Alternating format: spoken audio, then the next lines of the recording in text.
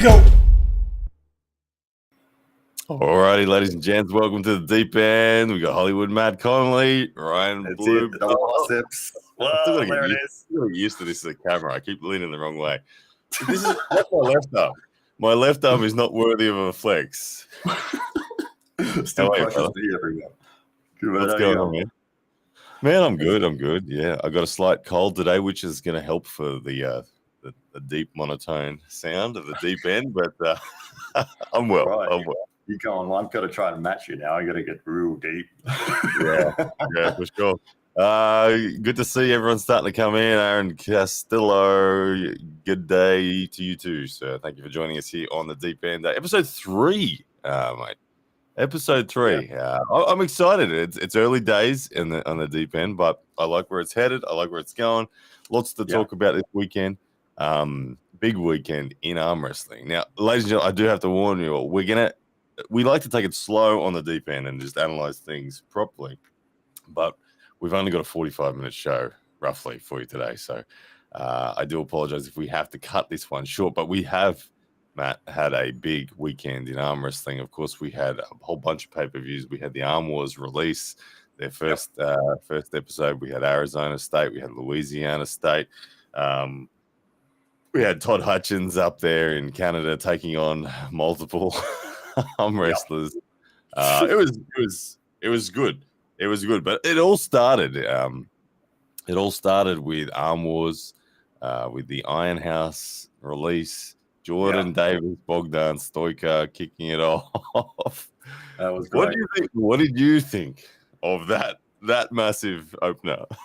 That was fantastic. I was amazed. Like, seriously, the production level that Neil Pickup has gone to with that show was next level. That was fantastic. They did that so well. I loved the thoughts in between rounds of each puller and how they were approaching each round. The view, the lighting, the setting. It was like you couldn't have done it better. It was fantastic. Yeah. It was very impressive. What I liked about it in the production value sense was I loved that it made it feel to me like it was almost like a Netflix show where I'm really invested in the season of it now. I want to know what else is happening later on down the track, and I, to be honest, I must admit I was surprised at how often my name was said in that episode. Did your name come up during that show? Oh, I don't know. I was genuinely surprised. As I'm watching you do the premiere, and I'm sitting there and chatting away with people, and I'm just laughing at how much times it came up. It shows that you're doing the right things and people talking about you. But yeah, I think it was great. It was funny. It was like a little funny moment, But next level production. The result of the actual match. The only thing I would have done a little bit differently production wise, and this is probably screwing with the result of the match. I would have put it up. I would have made it 5-0 for Bogdan, and then I would have put in those moments with Jordan talking about, he was doing it for his country and that he'd flown across the world to get that win. I know that's not how the match went, but I would have messed around with it to present it in that way. Hey, that's one of the questions here that I'd like to dive deep into. With the Arm Wars brand, it is trying something very new, and the main difference that Arm Wars is bringing out is they are avoiding the result being released in any way, shape, or form. It was a couple of months ago that this actually took place, and what did you think of that respect? Like I remember when Jordan traveled over there. We were all incredibly excited to know what had happened, and we all had to just sit there and kind of try to convince ourselves to forget that it actually happened. Yeah. But then when it came out, how did you consume that as a viewer? Did you enjoy it? Did it feel like it was happening right then? Did it matter? Where did you sit at with that? I think it was amazing that they actually kept it a secret for that long, especially in this day and age with that many people involved, that they were able to keep it a secret. It's just incredible to me. Even when you've got, people that have signed like $5 million conflict of interest, or declarations to say they won't give out information and stuff like that, and they still release stuff. So so it was great to see that it did stay under wraps, and obviously the people that were involved really respected that. It was fantastic that Jordan got that exposure, even though it was a loss. It was still, his personality and his thoughts really came across well. Same with Bogdan. I mean, he's playing the villain, and he's doing a really good job of it. I think everyone that I know who watched it hates him. But that's good. That's a good thing, because he can command an audience with that, where people go, oh, there's that guy. I hate that guy. I want to see him lose. And then they're interested and invested in watching the outcome of the match. It's funny how you can how that can happen. Like I think Bogdan is a really nice guy in the reality of it, but just the way the match came about, I guess, in terms of the pressure of the trash talk and whatnot, and he knew that, like you said in the show, he said, if he loses this match, Ryan Bowen will not stop talking about it.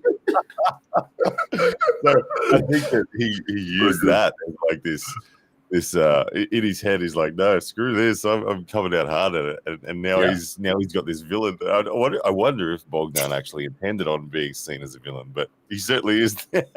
Yeah, they did a great job of painting him in that way. And then so when he gets his next appearance, they're going to have all that footage and all those moments to draw on that gets an emotional reaction from the audience. And it's like, oh, here's that guy. Remember that guy that you hated? Yeah, here he is. He's going to be having a match. It's like, oh, I hope he loses.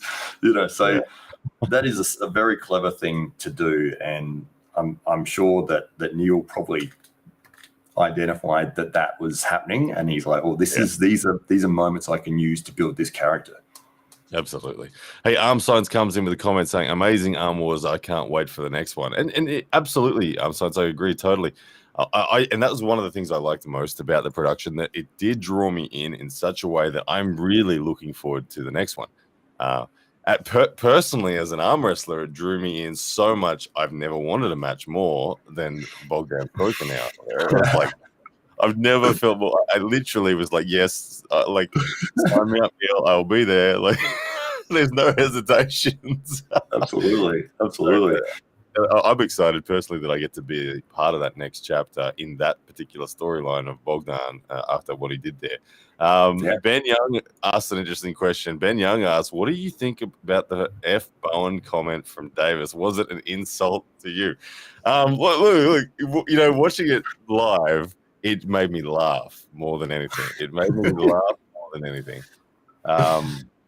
The emotion, one thing that I could see in Jordan was the emotion was very real for him in that event. I think he was carrying a lot of pressure on his shoulders, and he didn't want to let anyone down. He didn't want to let Australia down. Trust me, there's no shortage of believers in Jordan Davis in Australia when we know how hard he works and how talented he is. And I think that when he sensed that he was just out of the match and there was nothing he could do, I think the emotions obviously hit home pretty hard in him. And so I know what Jordan's path has been. I know exactly the path he's taken to become the arm wrestler he is. I've been part of that journey for him. So when he said that the struggles and the trials and the difficult times he's been through, I know it, like, exactly. I know what he's been through. So I could understand where that emotion was. And in the context of that emotion, it didn't upset me at all when he said, because people were, I think it was Ray who called it out, saying, do it for Bowen. And at that point in time, again, knowing the emotion that Jordan was carrying there, the last thing he wants to do is for me personally. So no, I wasn't offended at all. Look, you could take it as that was a bit of a kick in the face, but no, not at all. I didn't take it that way. I think that Jordan's a good dude, and like I said, I could see and feel the emotions that he was carrying in that event, and I respect it completely. So I was not offended at all. What did you think about it at that moment? I thought it was funny. I thought it was great. I mean, everyone knows you. Everyone in the industry and those guys in that room respect you, and it was a joke. It was a good light-hearted moment in a moment when Jordan was really facing down the barrel of a 6-0 moment, and as you said, the emotions were high, and then somebody says something like "Good door for Bowen," which is obviously a joke, and he's going "Fuck Bowen," because it's like it's just the classic response, and it really lightened the mood. And it was again a very clever decision that they made, production-wise, to have that moment. And for the people who aren't sort of cluey on how stories are told and how production in post, where you have all this footage and all these moments and you present it in all these different ways, but the way they chose to go with it was very clever. They created a hero, they created a villain, they created some funny moments like that, whereas in reality they could have just put up the match and it could have just been, here's the match, it's 5-1, and you're like, oh yeah, well that wasn't as interesting. But when you've got story, when you've got characters, when you've got those sort of moments, that's what makes a difference. Yeah, I agree, and it was that story and those moments that drew me in as a both as a viewer and as an athlete now with a desire to go and compete against Bogdan. It was that story that did it. Like if it was just a match, I would have been like, oh, okay, yeah, Bogdan belted Jordan. Okay, fair enough. But with that story, I'm like, let me at Bogdan. I need to go and put Bogdan in his place. Yeah, absolutely. So it did everything that it's designed to do, and I think that Neil knows that, and he did that well. I could see the little smile on Neil's face when I went, because Neil invited me to a live straight away afterwards, and I could see the little smile on Neil's face as I'm just teeing off with like, let me out Bogdan. And he's like, oh, you got Ryan perfectly. But he was sitting back rubbing his hands like, I can't wait till Ryan sees this shit. Ben Young, thanks for the follow-up. He says amazing attitude. Nothing can get to Bowen. Thanks, Ben. I appreciate it. And yeah, it's all part of the story. Building the story is a fantastic journey, and it's very enjoyable for me as an athlete to be part of any organization that builds story. I think that story, as Matt has said, story is the most powerful tool we have for growing the sport and the interest of the sport among the fans and the wider community. So storyline, I love it. Anything with story, I'm all over. Yeah, good to see a few other people just coming in to the chat. Thank you for guys joining us in here. Blue Monstrosity, how you doing, brother? Good to see one of my haters there. Someone is always at me. Look at that. I'll highlight your comments, man. It's all right. Good to see you. Ryan, do you think that you're seen as a villain character? It's an interesting one. I don't know. Hey, if it's if you were to plot a chart of where I sit with being hero villain, I think that I've spent more time in villain than I have in hero, for sure. But like how I don't think I'm currently at my most villain, my highest villain rating. I think I have been higher. I'm somewhat trending back down. A few more people are on my side at the moment, but I think I'm still on the villain side of center at the moment. Generally, on the internet. Do you think it was the highest leading into the Lachlan match? Oh yeah, big time. Big time. And now when the next matches I've got lined up, like we've got over the top this weekend, which will be there's less animosity towards anyone because it's a tournament. But then my next super match is Engen Terzi, so it's nothing but full of respect. So like you won't see any villain antics coming from me towards Engen in any way, shape, or form. I'll just be absolutely respecting you. I consider Engen kind of second to John when it comes to GOAT status in terms of achievements in the sport. So so yeah, I don't know. I'll probably start to trend a little bit more towards the hero side of things, but you know, the delusional side of things is always I think that there's a lot of people that just love so much, and they're waiting for the day for me to crack. They want me to. Every time I fail to achieve something that I say I think I can do, they're jumping up. They're like, "Come on, this is going to be the one. This is going to be the one where he loses it, and he just quits and he goes away." It doesn't happen. Oh, but yeah. So I don't know. I don't know where I'm at, but It's a lot of fun, that's for sure. What are we going to comment here from Pathetic and Lame PAL? Everyone needs to pick on someone, Ryan. The people who know the difference know the difference. Need a villain in every story. Yeah, I agree, man. And look, being the villain is a very successful role for a lot of. I mean, you need them, as you said, and there's a lot of heels out there in the world of sport and entertainment that you kind of love the enemy. At the same time, you need that. You need to have someone that you can't stand, don't you? Exactly. It's like Conor McGregor in the UFC. You love him or hate him, and it wouldn't be the same impact if he didn't have that polarizing figure. The amount of people that absolutely hate his guts, and then the other people who absolutely love him to death. No one's sort of sitting in the middle. If you had, what's your opinion on McGregor? They're either going to tell you that they hate the guy or they love the guy. But that's the reason. Yeah.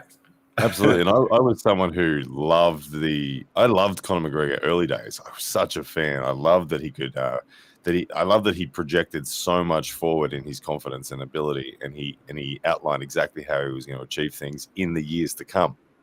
And then he did it exactly as he said, and I thought that was spectacular. And now I think he's a knob. So, but I'll still watch. I'll still watch. So. Yeah, that's right. Yeah, that's right. When you'd paid the money to see him, hoping that he would lose, but that's the whole point, really. Yeah.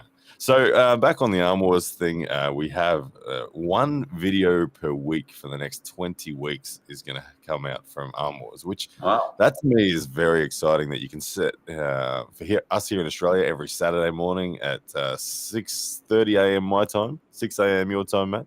There's going to be an Iron House release, which to me is exciting. Like I straight away love that we can reliably know that we have a 20-week season. It's like I feel like it's back in the days when TV shows were when we had to wait a week for each episode. We couldn't binge watch on Netflix.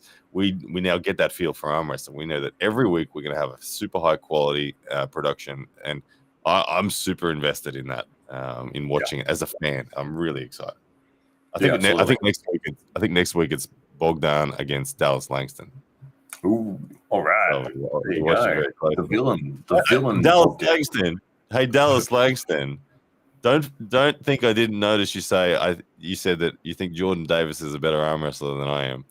Just remind you about me kicking your ass, Dallas Langston, in Arizona. Don't forget that, buddy. I'll do it again if I have to. Did that footage pop up on Facebook this week somewhere? So we can't probably have today's show without touching this subject in some way, shape, or form. Pathetic and Lame PAL. I mean, he kind of declares his intent in that username there. We kind of get where he's going to be coming from. But he says if top-notch arm wrestling was what viewers wanted to see, Zloty would be on every type of mainstream broadcasting. This weekend, Matt, we've had a bunch of pay-per-views. We had the Arizona State, who deliberately they chose to let incidental elbow fouls fly. They said that before that they didn't have running fouls, but they chose to say incidental running fouls will just be let fly. And they had what I saw of it, a great momentum to the matches. Louisiana was run under the PAL style rigid rules. And we that wasn't a pay-per-view event, so keep in mind that it wasn't. I've heard the organizers say that live stream was a free live stream. It was just showing what's going on. It was more about finding out who is the best arm wrestler in that area. It wasn't meant to be an entertainment-based event. So I'll give them a pass in that respect. But we saw matches in that one. Super matches end without a pin in that one, where it was all chaos. I think this is a rolling debate, a rolling topic that's going to keep going for a while. But probably until we get up to the Devon and Levine match, we're probably going to continuously talk about rules because everyone wants it to be the way that they want it to be for that match. Did you watch either of those pay-per-views, and did you get a feel for either one, and which one did you prefer? Yeah, I watched the Arizona State, and you're right with the incidental elbow fouls. That I still would have preferred if they that's gone straight with running fouls. I think that always just provides such a simpler way to get through a match, because there was a little bit of like, was that an incidental or wasn't it? And there was a few moments where I did see elbow fouls that didn't get called, and then other elbow fouls that looked like they were exactly the same height and they did get called. And it was like, well, where's the consistency? And I think they did a really good job in terms of, that they're trying to create a thing that people, if you're paying to watch this, you want to watch something entertaining. I think they could have just made it a lot easier for themselves by just going, let's just do running fouls and we'll just go with it from there. The worst thing as an audience viewer is watching a match that's really exciting, that is going back and forth, and it might be going 30 seconds, 40 seconds, and the hype and the drama of that match is happening, and then it gets stopped for an elbow foul. And it's just like, you feel this collective like sigh, like everyone's like, no, and whether or not it's a loss or a restart, it's still just changed that special moment of finding a winner of the match. And even if it was running fouls, it still creates that story of, hey, he's on a foul, he has to get this pin to restart. And so you still get a winner of that round. It's not just, I'm just so sick of the pausing and the stop starting style with the constant fouling. And it's like, it's interesting watching this debate. And people probably know where I sit on. I'm definitely on the running foul side of the camp. But it's interesting watching back and listening to the arguments of the people that are very passionate about the rigid rules and saying that, look, arm wrestling fans just need to appreciate what that is in the sport, and they will come to enjoy it in its own right. The thing is, for me, I do agree that you can't just I don't think we should ever just give athletes permission to bend the rules. I never think we should have a soft version of the rules. Rules should be absolutely rigid. That I just feel they need to be the correct rules to allow for. And I do agree that the running foul, in my opinion, is the correct rule to go with, because it allows the fans, the viewers, to get a finish to every pull that starts. There's never a referee going to say stop and kill a match midway through. Then it's just not going to happen, and that is straight away a big win. So those rules can still be then enforced very strictly. So it's not a softening or a bending. It's a very strict enforcement of those rules. And I always do remind people, my opinion on the running foul is that if you're having running fouls, you also need to have the professional foul. And the professional foul is the person who is deliberately using an illegal position to either win or prevent a loss. So if you are on a running foul, doesn't mean you can drag 10 inches off the back of the pad. That will be stopped, and that will be a match awarded to the other side. So the running fouls are just for the incidental fouls.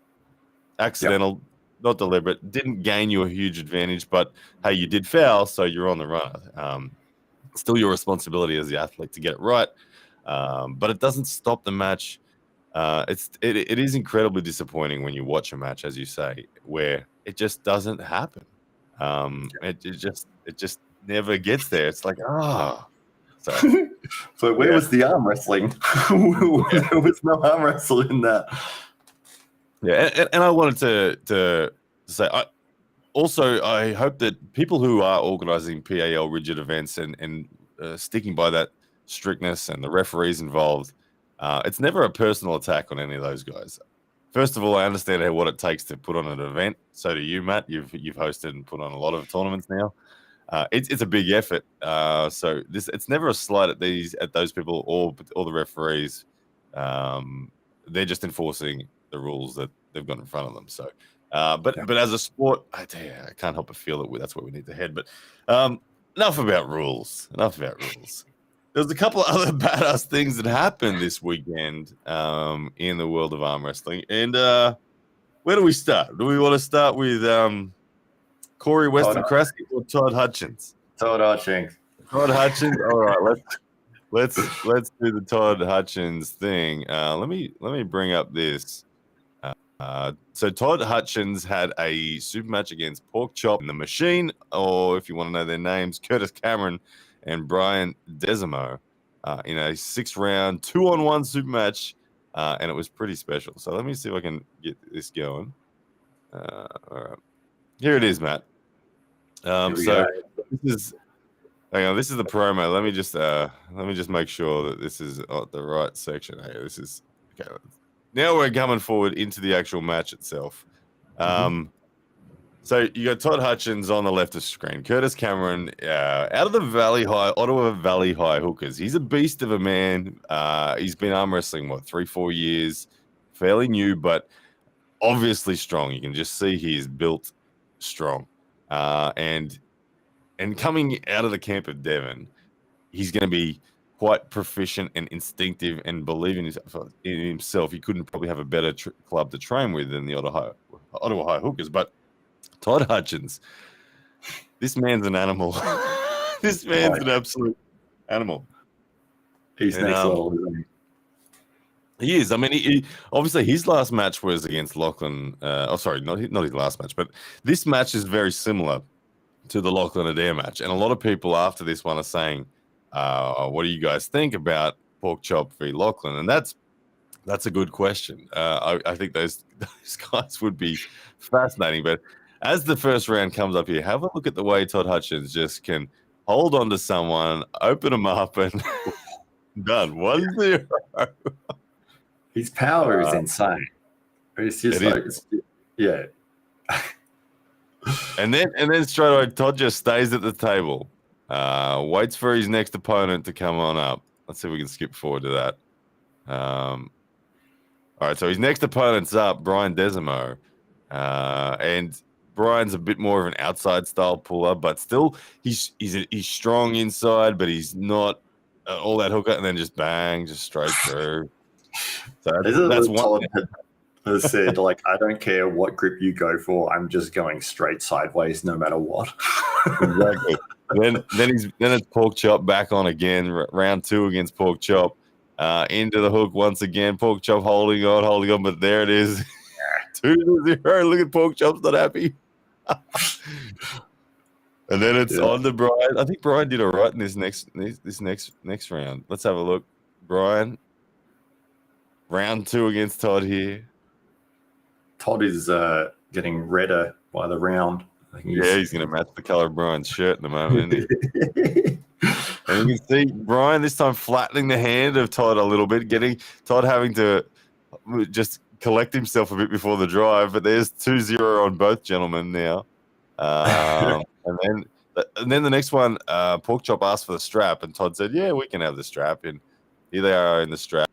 And you look at the grip that Pork's got. He's got everything. Watch the way look moving forward. He's doing every cheat possible.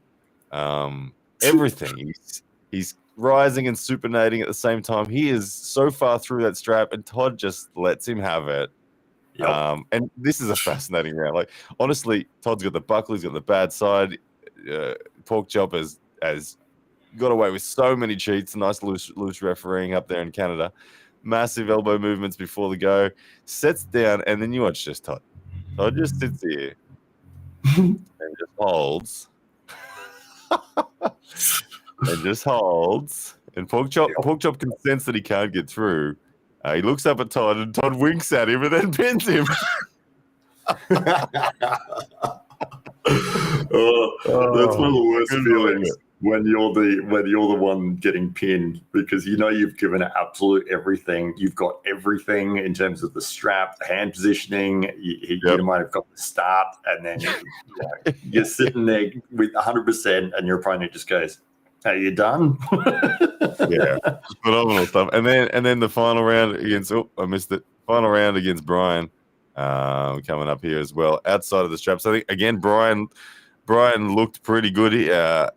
He actually almost gets a pin on Todd. If we have a look, Todd's hand starts to go, and Brian elbow fouls off the back. He's way off the back of the pad. He was celebrating. Brian thinks he's got the win. He was going for it, and he's like, "Hang on a second. Oh no, I didn't get it." Todd says, "Get back up here," and then Todd's not going to muck around in this one. I think he's like, "Okay, my hand's starting to go. I think I'm going to use a bit more side pressure off the start this time, and get this job done." Let's have a look how it goes. Here it comes.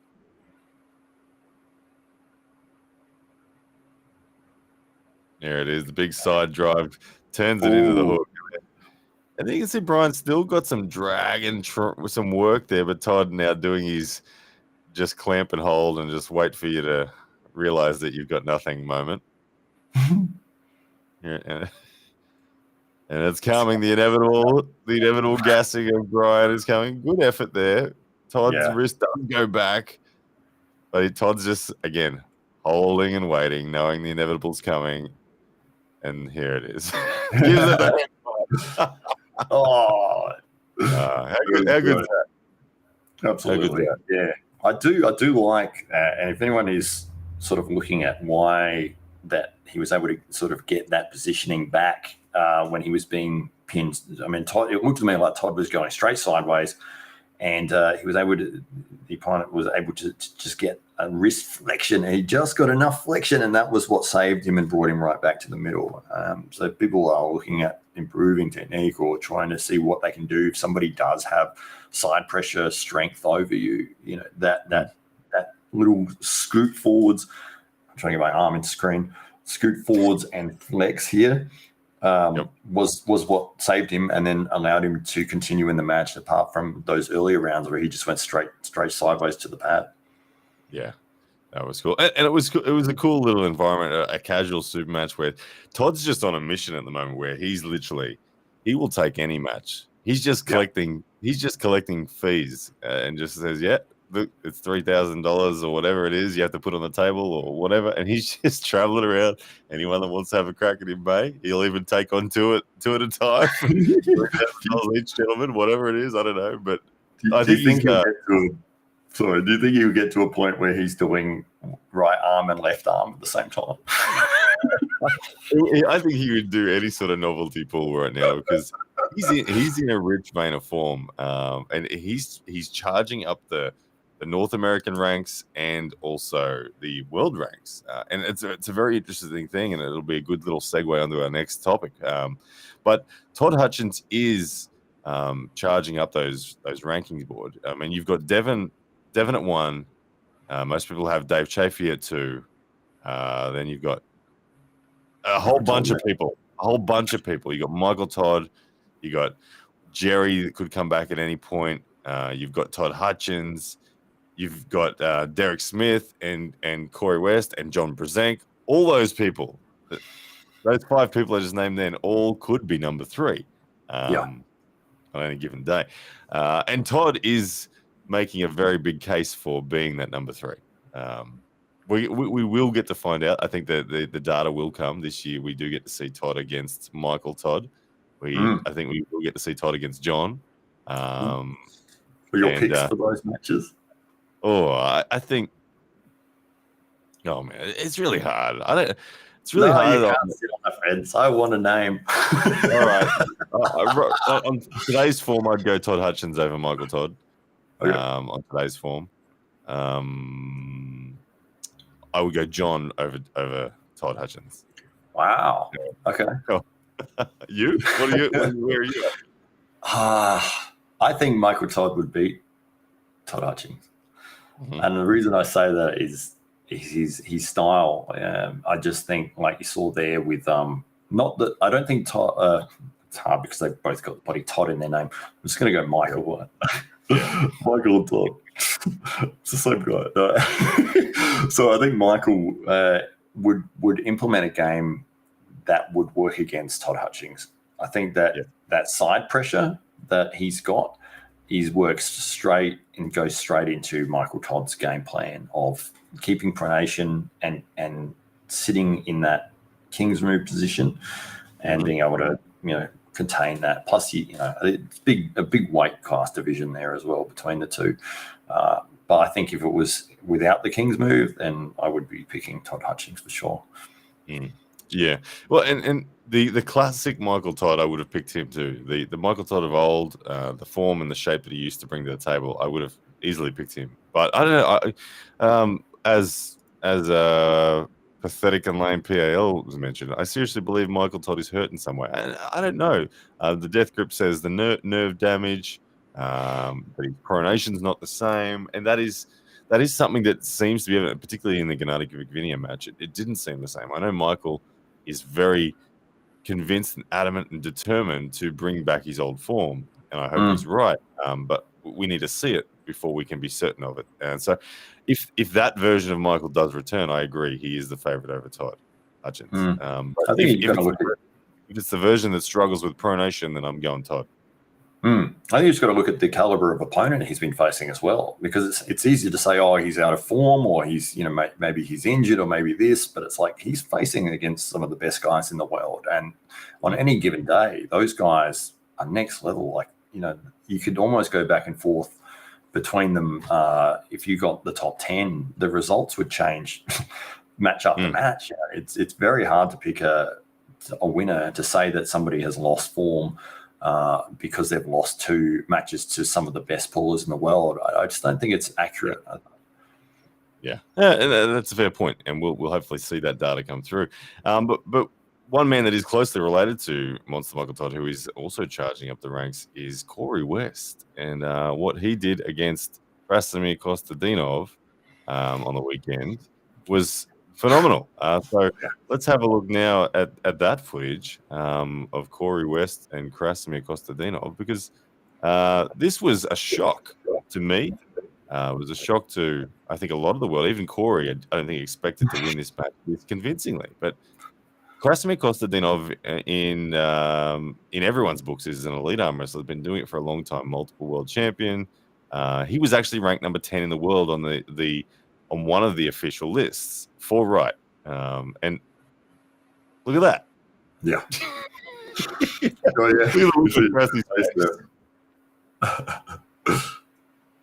But this was an incredibly dominant match. Krasi in that first round would have been thinking, oh, okay, all right. I need to do the same thing, only harder, perhaps. I need to get that down pressure on and defeat the pronator of Corey. Coming back, Krasi sets the same way, kind of. It believes in himself, like, no, I just got to get this job done and we'll be good. And once again, Corey West just absolutely stomps him. Let's have a look at it.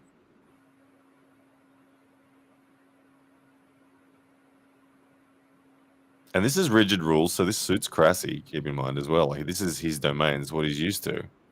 Yeah. PAL rigid rules, and just wow. Yeah, pure domination there. Absolutely. Yeah. It's a hard way to lose for Krasi in this fashion. It's one of those, when you lose like this, you just think, well, okay, wow, there's nothing I can do. Too good. And when someone's able to do this to you, it's usually an indication that they are substantially ahead. It's not a match. There was no angle you could change to or style you could employ that was going to change the result. It's just one-way traffic, and round 3 about to confirm that for us. And again, look at Krasi. Poor old Krasi. Oh, they got to change the camera. Go back to Krasi's face. Krasi's face was amazing on these videos. Yeah. Where do you put Corey West after a result like that? Oh, I mean, you can't say that he's not improved, and he's done a fantastic job. That was obviously one of his biggest, probably his biggest win to date, and he just blew him out the water. And yeah, I mean, when you've got that sort of a match and you've lost those first 2 rounds, it's almost like you're thinking, I've got to change something significantly. Like whether my game, I've just been blown out the water, like flash pin twice in a row.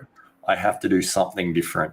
And if you've been game planning on a certain technique that you're going to use, and those first 2 rounds, your game plan just got obliterated, you go into your backup and it's like, oh, God, I don't even know what I'm going to do here. And you could almost see it was like he's got turned into a hook again, and it was like, whoop, straight through again. It's like, it was just fundamentally way too strong. Was Corey. An interesting comment there, and I did hear this from Krasi as well, but Pathetic and Lame PL with a good comment there. He said, Krasi said that he lost worse to West than he did to Chafee. He said he's never been manhandled that way ever in 16 to 17 years. A big compliment from Krasi. And I do recall his match with Chafee. Krasi was able to get into his power. Even though Dave pulled through him without hesitation, Krasi was in his power, where Corey disengaged Krasi from his power very, very quickly and instantly. So interesting. But, ladies and gentlemen, there is a but to this. And it's a juicy butt. Let's have a look. It's a juicy butt. It's a juicy butt. Someone's going to clip that.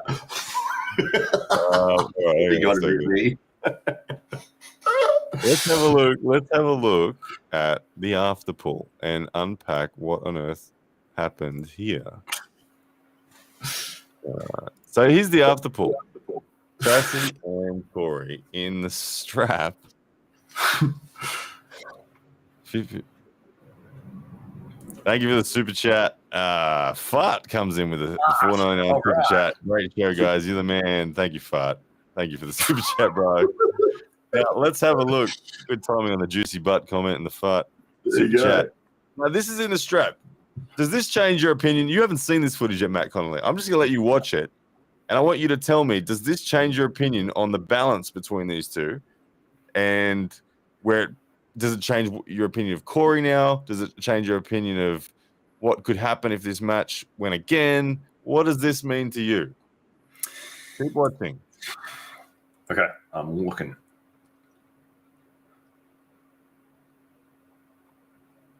It is hard when you're watching an after pool in this sort of scenario because you don't know whether or not they've both gone and pulled like 50 different opponents before they've gotten to this point where it's like, oh yeah, let's have a go at each other again.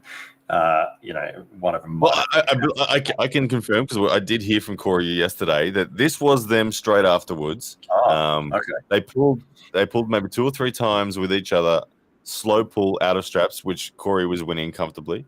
But this is, and they put the strap on, and this is what's happening. Yeah, it'd be interesting to see what Cressy says about it because maybe it didn't look like at any point that he was going to be able to slip or that it was even on his mind that he would slip. Maybe that in that third round, that could have been one of the things that he could have gone, like, let me see how I go in the strap. But it is different match scenario style than slow pull style. It always is. Whether or not you've got that grip you need off the start. I mean, the way that they set up that strap, there's so many different factors. But it is an important thing to see that and say, okay, well, he did have potentially some options there where maybe if he went to the strap, he might have been able to do something. But it is all hypothetical in reality. It is fun to look at it and say, maybe there was something there. But the match result is what counts. And the match result, just prior to is a 3-0 spanking, really. Yeah. And that's the thing. At the end of the day, like, to me, it does make me ask the question of, I actually would like to see the match again down the track. I'm not saying in a rush, but I do still think Corey would win it. So I don't know that Cressy could, first of all, even get to the straps. Cressy is a hook puller. Corey's fundamental dominance outside the straps looked that he could grip so low if he wanted to and just crush to the side and it's all over. And I don't know that Cressy could get away. Yeah. That said, if somehow it did go to the straps, I'd love to see what would happen. And that was slow pulling in the practice. So as you've said, slow pulling is very different to explosive starts. The inertia that comes from the explosive hit, if you are the stronger man, could be enough. But it was fascinating. So fascinating for me to see such a contrast of utter dominance to just 5 minutes later and 3 pulls later in the straps, it was Cressy who was dominating. So it's interesting. Where do you put Corey now in the world ranks? And guys, I do have to apologize, but we got about probably 3-4 minutes left before I got to run. We would normally be here for at least an hour and a half, but I got an appointment I got to get to. So guys, I apologize. But where do you put now Corey West? That was in the North American rankings. Absolutely. That was his biggest win. I think that if you can take another big name, the thing for me, like the way Dave Chafee just blew through him, and it's probably maybe even a year ago now that happened, but it was Dave Chafee versus Corey West was what just happened with Cressy right there. I think another big win would really move him up the ladder. I think he's probably that second half of the top 10 in North America, probably sitting maybe 5 to 8 in around that sort of mark. And if he gets another big win against a really elite puller, then he will be shooting up and probably sitting in that group you were talking about before, where who's number 3, he would be making a solid case for that. Yeah, I think I agree with you that he's the top end of his potential right now is 3, the absolute top end, and the low end of his potential is about 8. And it's names like Cataret, Brzenk, Hutchins, Derek Smith that are really in that mix. I have Corey above the Matt Masks right now, and obviously and above the Tim Bresnans and people like that. In the world, I think the absolute top would be like 11, 12, and the bottom would be maybe 18, 20, or something like that. I think that Corey now, I now personally consider him in the elite level of super heavyweights. I think what he did, he's been high end pro, and he's been looking really promising that he's going to arrive. To me, this match was his arrival moment. To do that to Cressy, I think now qualifies him as undeniably elite super heavyweight in the world. And I really look forward to seeing him now battle outside of the USA. In the USA, I can't wait to see him face Derek Smith there, because equivalent guys to each other. There's a bit of tension between them too, but that clash is inevitable. But I know Engen Terzi, spoke to him yesterday as well, and he was very much clear that he's ready and would love to see Corey on an East vs West card as well. So when I asked what range of guy would you want to see, his top end was like probably no higher than Gennady, and no lower than someone like Morozov. So all those matches would be amazing. Imagine if he took on Gennady and avenged Michael's lot. That would be pretty cool. That would be amazing. Yeah, that would be pretty cool if he could do that. But Gennady's in good form, and Gennady's hunting an upward trajectory at the moment as well. But anyway, all right, ladies and gents, well, thank you so much for joining us on the show. There's 61 of you guys in here at the moment. Thank you to everyone who has contributed. Lots of good comments. The super chats as well. You guys are awesome. It means a lot. I do apologize, Matt, and to everyone that I got to run. Because we had such a big weekend this weekend. We could have kept on going for a lot longer. So, guys, please do hit the subscribe button. Now, I didn't actually know. Where are you watching this? Let us know in the comments. Where are you watching this? On YouTube, on Facebook, on Twitch? Are you on Matt Connolly's YouTube? Because I'm pretty sure we're live on not only my channel, but Matt's channel, Facebook pages. We're live on Twitter. We're live on Twitch. We're live everywhere here at the moment. So that's kind of what we're doing. But so please subscribe to Hollywood Matt Connolly's channel, YouTube channel. Lots of things coming out of the SA Titans down there. Good stuff. And of course, just thank you to everyone in general. It was a great weekend of arm wrestling. Lots to come next week. You got much on this week, man? Well, geez, we got the over the top tournament going on with you and little thing going on. It's funny. I actually said that genuinely without thinking ahead of what actually was on this weekend. It was like, oh, I've never seen you in person. Yeah, we will be in person. So we might even do a special episode of the Deep End live together. We might be able to pull that off depending on how long you're up for. I'll be there from Friday to Sunday. Okay. It's quite possible. Where you flying out of? Flying to Coolangatta and out of there as well. So, straight to the Gold Coast. I'm not sure if it's a direct flight. I haven't looked. But, yeah. Either way, we have a big event this weekend. Over the Top, Down Under. Do not miss it, guys. Head to the Australian Arm Wrestling Federation's pages, whether it's their YouTube or their Facebook. There, all the links there. This will be a big weekend. This will be a very big tournament, a very big weekend. Larry Wheels throwing him down in a tournament for the first time since he's really been established as an arm wrestler, taking on Australia and New Zealand's best, Malaysia's and Singapore's best. There's arm wrestlers from Uzbekistan coming. It is going to be a big tournament. There's $10,000 to the winner on the line. Everyone's hunting it. I'm What getting nervous. What are you going to spend your $10,000 on? Oh, somebody asked me the other day, what tactics? What's your plan for defeating Lachlan? And I said, it starts with M and ends in Atayarangi. But then fight it out first. I'll be honest, for me to win this $10,000, I really need the chips to fall perfectly. I need Big Matayarangi, Heta Morris, and Lachlan Adair to have an absolute scrap with each other, exhaust each other, and for me to come through with the wet sail around the Stephen Bradbury around the outside.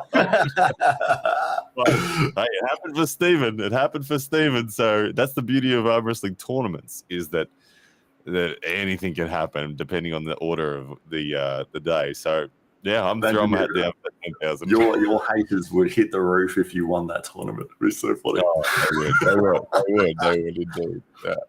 But it's going to be good. There's a lot of, who knows where the draw goes, like I said, with names like Lachlan and Matayarangi, Ben Carroll, said to be making a subtle appearance. He'd been telling the world he's not coming. A word on the street is he is. Ben Carroll, Brett Cooch, Ryan the Milkman Scott, Larry Wheels, Jordan Davis, Mario Tembarkis, Marcus Atiro, Fatali Mateo. Every one of those names could be the Stephen Bradbury that just goes around Lachlan and Matayarangi. All those names are good enough to do it. It'll be a great event. So you can see that, guys. Like I said, there will be a pay-per-view event of that tournament. Do not miss it. It will be special to see Larry in amongst the cat amongst the Australian and New Zealand pigeons. Will he? Do you think Larry will go through? I think you've got more faith than I do. How many wins to losses? Does he get 2-2, 0-2? What does he do? In that field, I mean, it depends on the draw. I think he's going to win one at least. I think he'll probably win. Oh man, this is tough. It's going to be. I don't see him going far. I'll put it that way. I think he just doesn't have the knowledge, the setup knowledge. He's got the strength. He just doesn't have the technical ability at this point. I hope he stays in it. He sticks with it and he continues with the arm wrestling. But I think you're right. He might go 1 win, 2 losses. Or 1 win, 2 yeah. Yeah, I agree.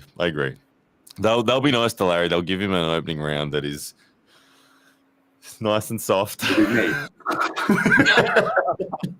Well, yeah, you never know. It might be you. Yeah, you might be the man who takes on Larry first round. But I think they'll give Larry a generous opener, where he's not up against one of the studs in the draw. But then, after you win a round, it's all thrown out the window. There's no helping you anymore. That's right. And he's going to get a pretty decent stud. I think of all the guys that are the highest seeds, I think he'd do best against someone like Jordan Davis, to be honest. He wouldn't want someone that is a power-based arm wrestler. I don't think he'd do well. But against the Jordan may not have enough to crack open the hand of Larry, and then it's done. But if Jordan got in the later rounds, Jordan would, I think, crack him easy. But it'll be interesting. It's all happening this weekend. Tune in. Don't miss it. The pay-per-view. I don't have the links for it, guys. I do apologize. But just search everything Arm Wrestling Australia on Facebook and YouTube and that, and you'll find it. I promise you. All right, Matt. I got to run.